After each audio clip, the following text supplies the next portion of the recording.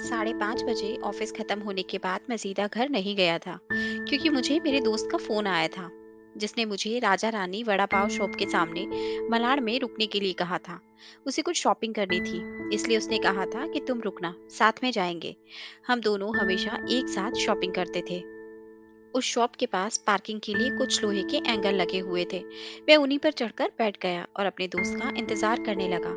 एक 70-72 साल के बुजुर्ग आदमी, आंखों पर मोटे कांच वाले चश्मे, मैली धोती और कुर्ता पहने हुए मेरे पास आए, क्योंकि मैं लोहे के एंगल्स पर 3-4 फुट ऊंचाई पर बैठा था।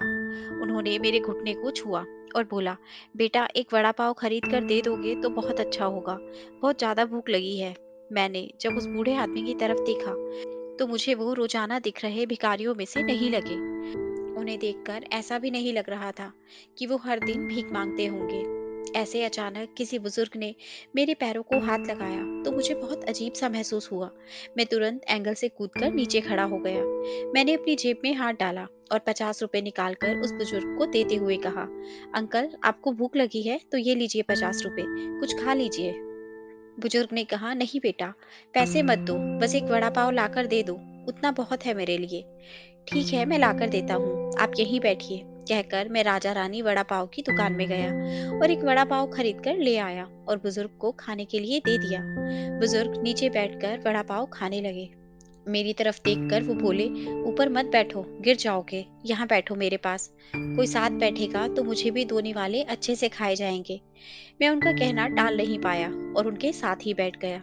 फिर मैंने ऐसे ही उनसे सवाल करना शुरू किया और पूछा, कहाँ से आए हैं, कहाँ जाएंगे, किससे मिलने आए हैं, वगैरह वगैरह।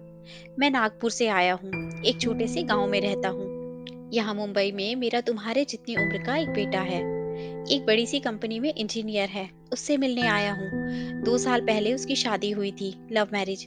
बहू पढ़ी लिखी है, नए विचारों वाली है। उसे सास ससुर यानी कि हम पति पत्नी गंवार लगते हैं, इसलिए हमारे साथ रहना उसे अच्छा नहीं लगता। इसलिए बेटा अब अलग रहता है, यही मुंबई में 2 सालों से। परसों मेरे इस मोबाइल पर उसका फोन आया था, कह रहा था अमेरिका में नौकरी मिली है उसे, बीवी को लेकर जा रहा है अमेरिका 10 साल के लिए।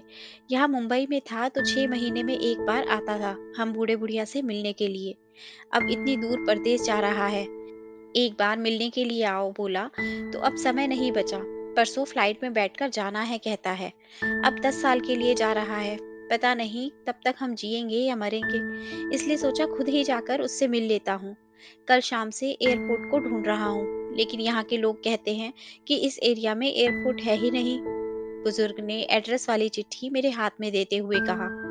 उनकी बात सुनकर मैंने कहा, लोग सच कह रहे हैं, एयरपोर्ट यहाँ नहीं है, सेंटा क्रूज में है। बुजुर्ग ने मेरी तरफ देखकर कहा, लेकिन परसों जब बेटे का फोन आया था तो उसने यही पता लिखवाया था मुझे। लगता है ये फोन भी खराब हो गया, फोन ही नहीं आ रहा बेटे का। मैंने बताया था उसको कि मैं उससे मिलने आ रहा हूँ मुंबई, कहते हुए बुजुर्ग ने मोबाइल मुझे देखने के लिए दिया। अब मेरे एक हाथ में चिट्ठी और एक हाथ में मोबाइल था। मैंने मोबाइल का बटन दबाकर देखे, मोबाइल अच्छे से चल रहा था और मोबाइल में नेटवर्क भी पूरी तरह से आ रहा था। मैंने उनसे पूछा, आपने नहीं लगा के देखा फोन बेटे को? मुझे कहाँ लगाना आता है बेटा फोन, कोई फोन करता है तो उठा लेता हूँ बस, उन्होंने कहा। मैंने रिसीव्ड कॉल में जाकर आखिरी आए नंबर पर कॉल किया। 2 रिंग्स बजने के बाद कॉल कट कर दिया गया। फिर मैंने एड्रेस की चिट्ठी खोलकर देखा, उसमें जहां हम बैठे थे वहीं का एड्रेस था, यानी कि जानबूझकर गलत एड्रेस दिया गया था। मैं समझ चुका था कि गलत पता देकर लड़का अपने माँ बाप को टाल रहा था और अब वो उनका फोन भी नहीं उठा रहा था। मुझे ये भी मालूम पड़ चुका था कि वो जिस प्लेन में सवार हो चुका था वो प्लेन कभी भी उसके माँ बाप की दिशा में उड़ने वाला नहीं था। तब तक मेरा दोस्त भी वहां आ गया और बोला, चलो शॉपिंग के लिए चलते हैं। मैंने उसे 2 मिनट रुकने के लिए कहा और मैं बुजुर्ग की तरफ देखकर सोच में पड़ गया। मैं समझ नहीं पा रहा था कि अपने बेटे की तरफ से होने वाली धोखेबाजी को ये बुजुर्ग समझ नहीं पा रहे थे, या फिर खुद का बच्चा उनके साथ ऐसा व्यवहार कर सकता है ये वो स्वीकार नहीं कर पा रहे थे।